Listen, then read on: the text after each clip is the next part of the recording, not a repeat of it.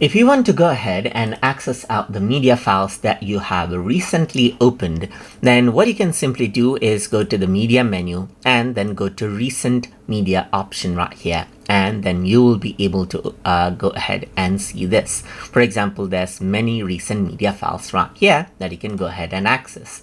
Let's say I recently opened up this one. Let's say, for example, this media right here. So let's just go ahead and then play this out right here. So if I were to go ahead and double click, of course, it goes ahead and plays this out. So now if I were to go to media onto recent, now you can see that this is actually added out right here.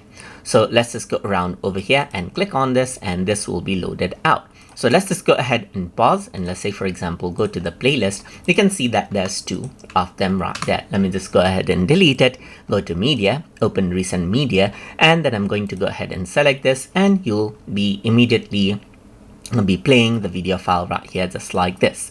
If you want to go ahead and clear out the history for privacy reasons, then what you can simply do now is go to media, go to recent media, and clear it out. Once you do that, over here you had the 10 recent media, but you can see that it is grayed out right here, just like that. But if I were to go ahead right here again, so let's just go ahead onto my playlist. Let's just go ahead and delete it and then bring in this media right here and play this out.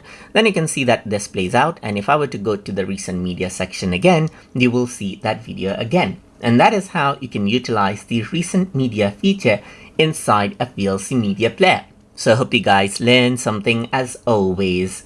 And as always, please like, comment, share, and subscribe.